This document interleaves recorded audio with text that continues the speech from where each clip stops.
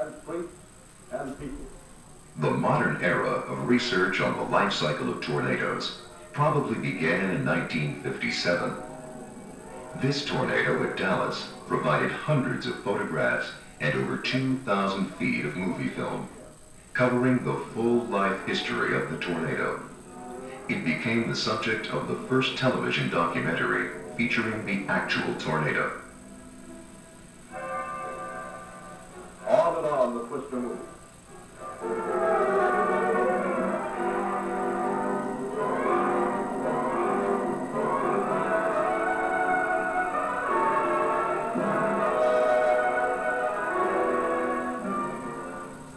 Through the Trinity River bottom.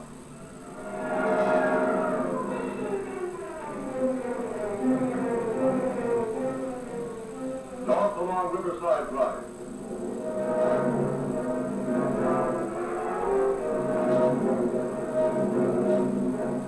South of Brook Hollow Country Club.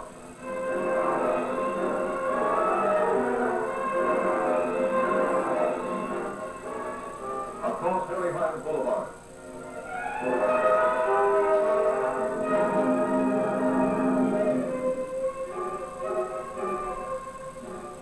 Over Bachman Lake.